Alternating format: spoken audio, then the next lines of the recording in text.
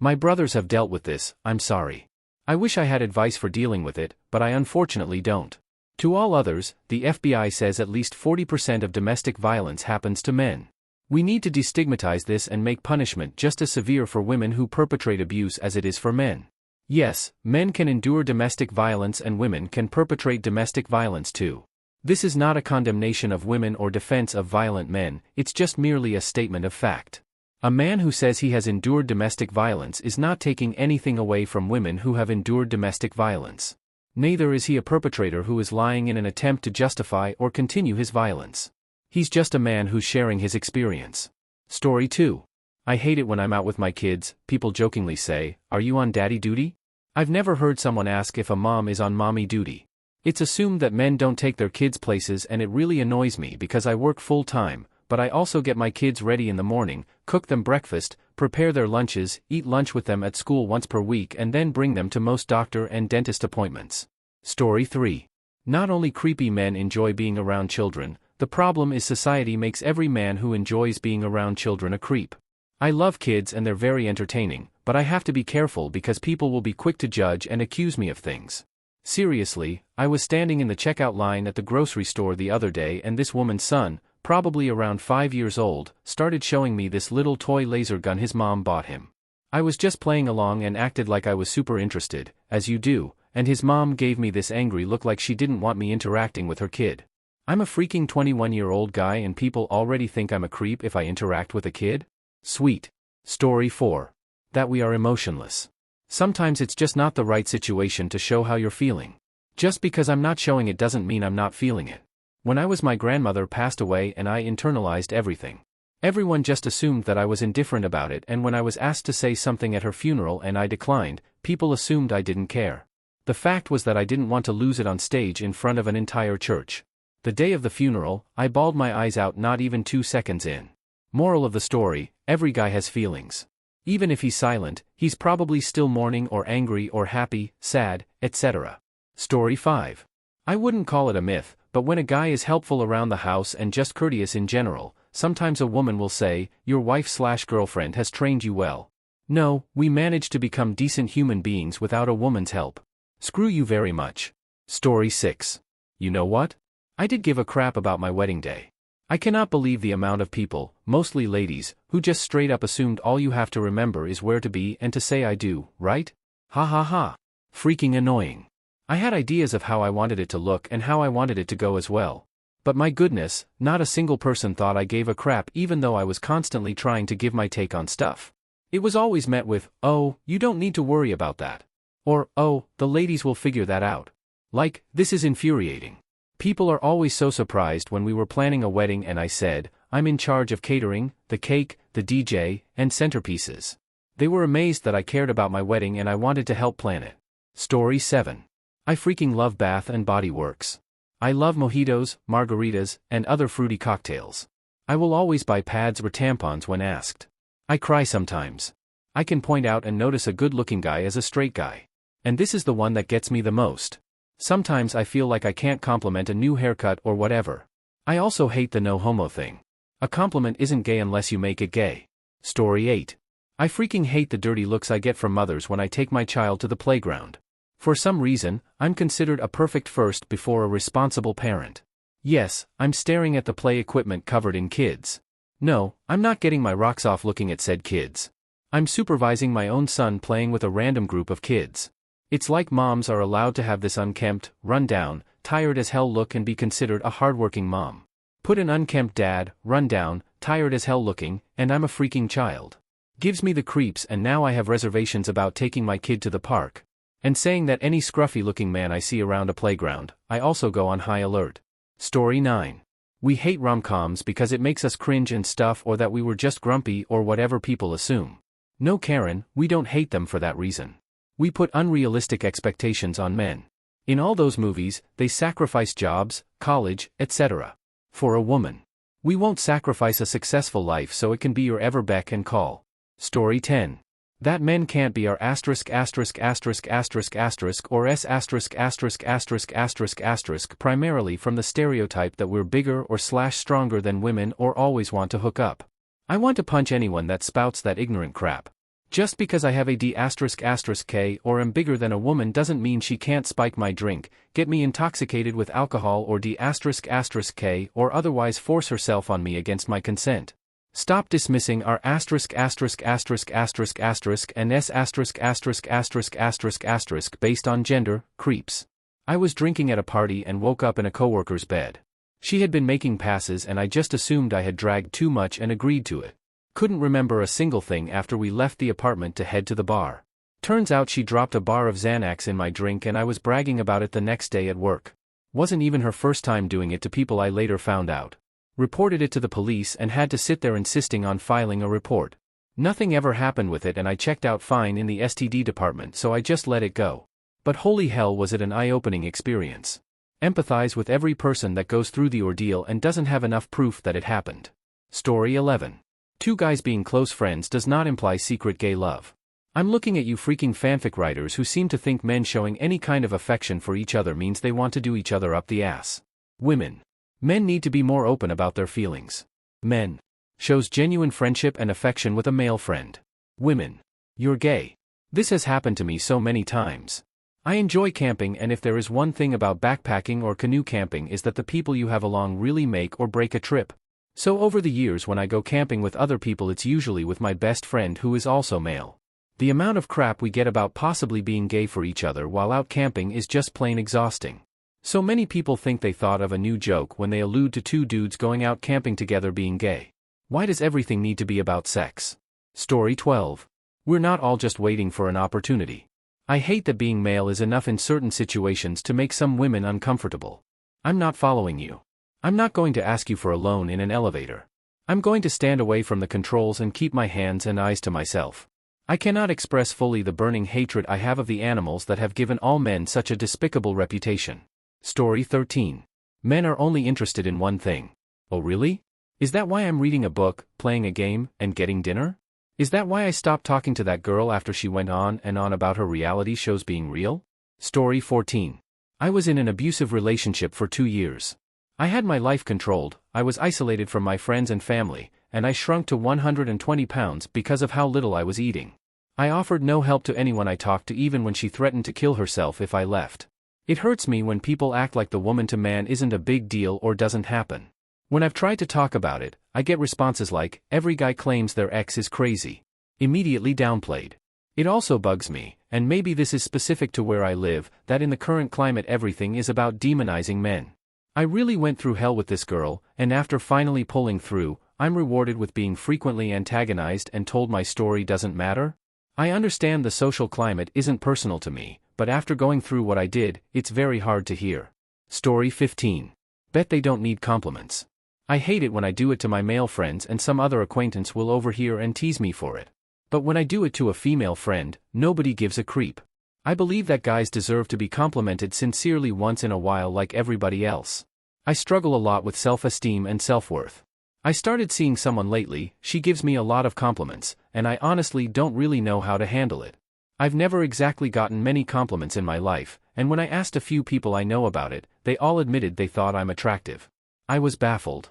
The thought that I could be good-looking is foreign to me precisely because I never get compliments of any kind.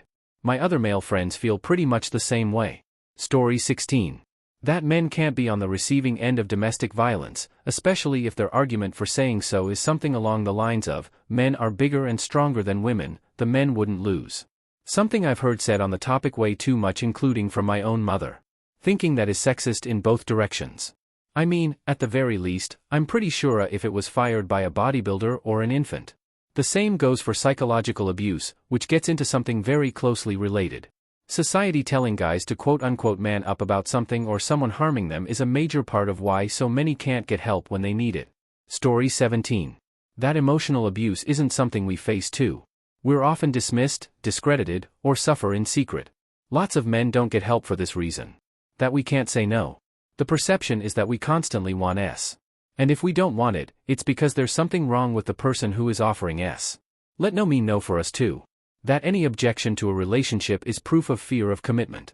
If I'm explaining something that someone already knows, it's immediately construed as mansplaining. Guess what? Sometimes I'm trying to share information to help you and you know that information. I made a bad assumption. It isn't because you're a woman and it isn't because I think you're stupid. I might just be being condescending regardless of your gender. I might just be over-explaining.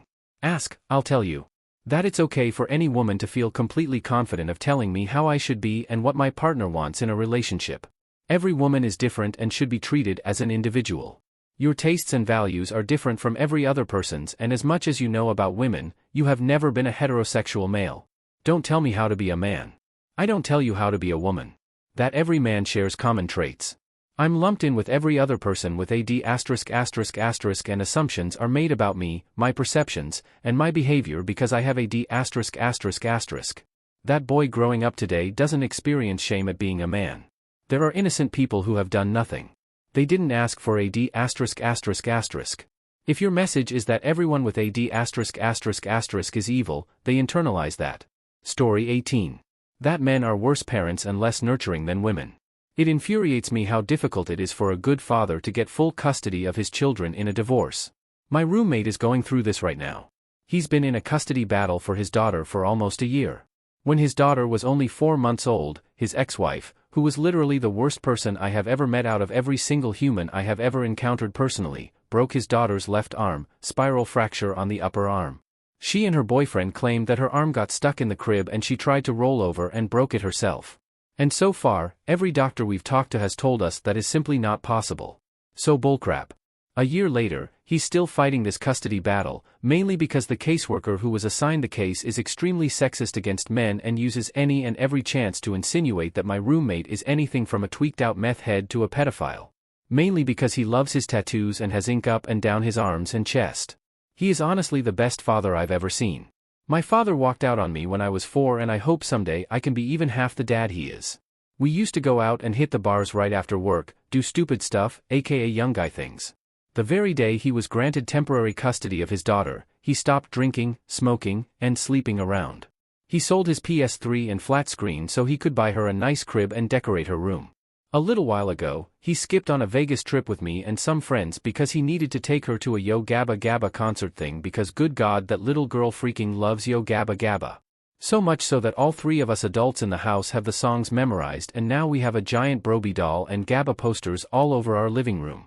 So please, please, please do not judge a book by its cover and never ever subscribe to the idiotic belief that men are subpar parents. Story 19.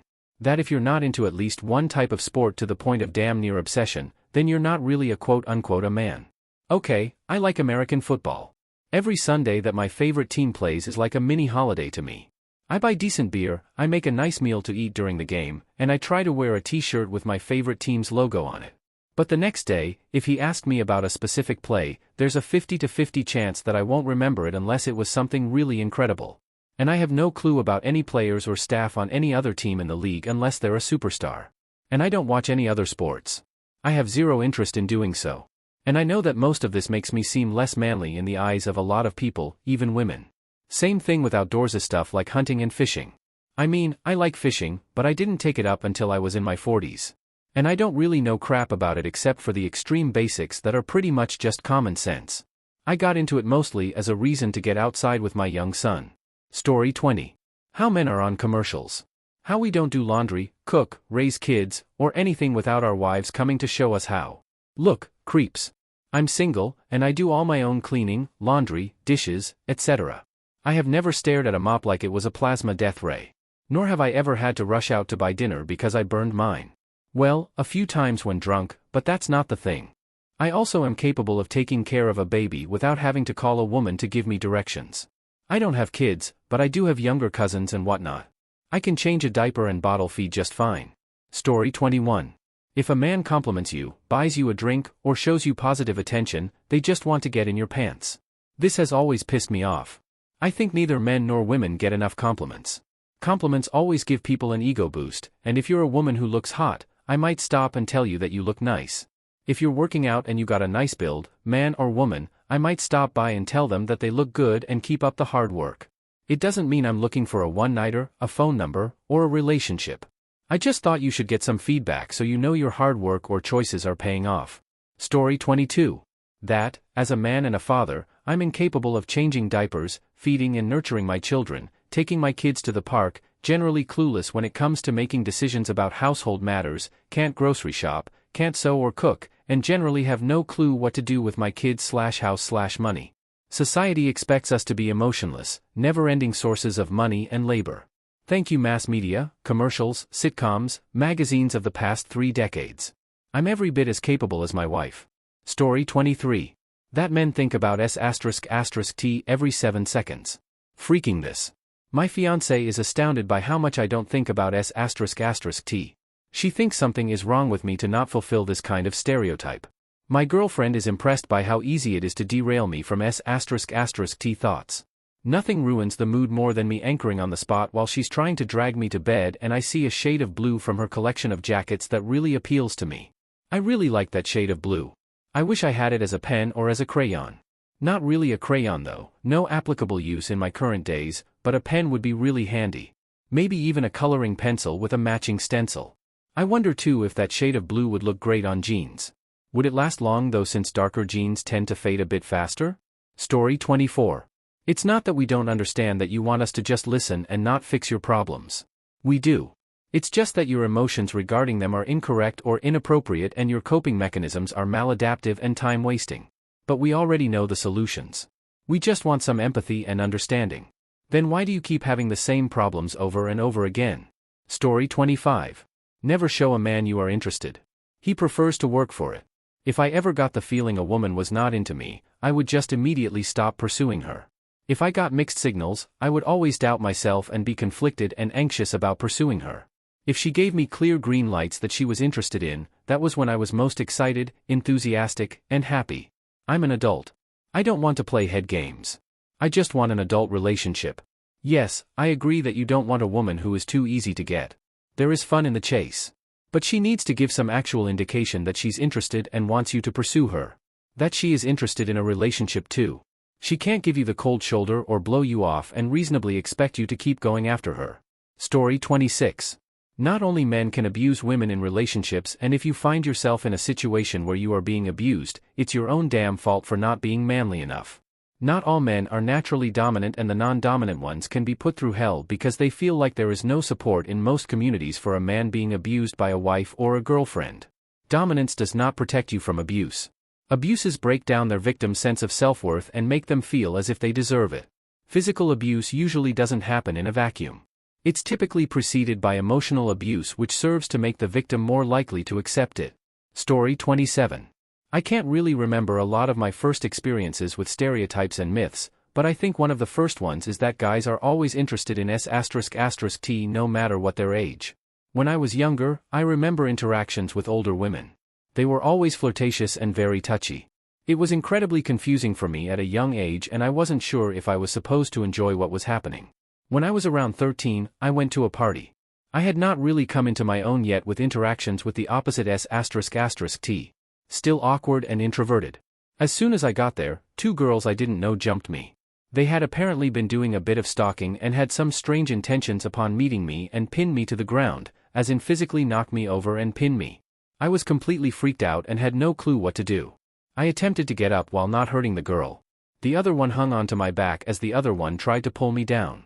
I eventually got away and locked myself in the bathroom to the sound of everyone laughing and thinking it was hilarious. I was shell-shocked and put on act that everything was fine. When asked about this, the biggest question I get is that because I am a male and I obviously have superior size and strength, I can't lie about the fact that I was most likely stronger than these 2 girls, but it isn't always about that. I was raised in a household where the majority was female. I'm the only son. And ever since I was little, I was told I would grow to be bigger and stronger than any female, and I could never use this against them.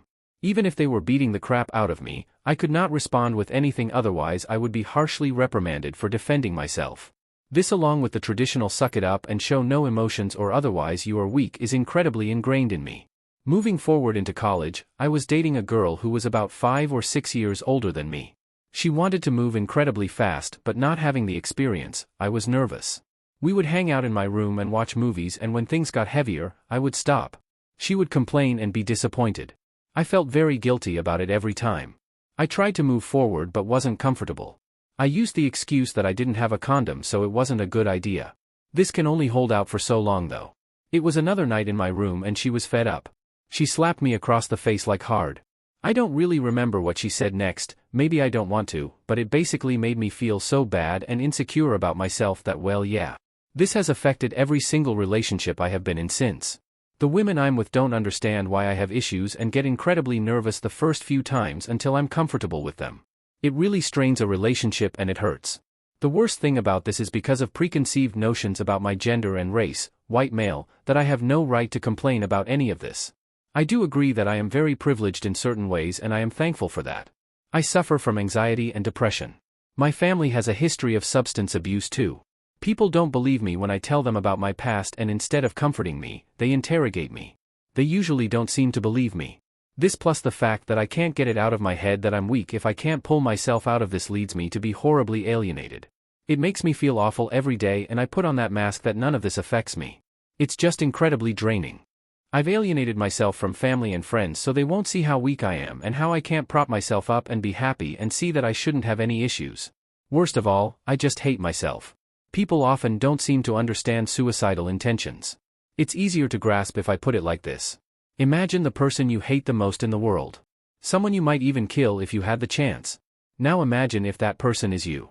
I have basically resigned to the fact that I will be alone and most likely kill myself before the age of 50. And sometimes I sit in my room and cry, but I try to do it not too loudly, just in case someone hears. These are the stereotypes that infuriate me. Story 28. If I'm with my daughter, I'm not babysitting. I'm being a father. Ah, are you stuck playing dad today? No, dumbass. I'm a dad and there's nothing else I'd rather be doing.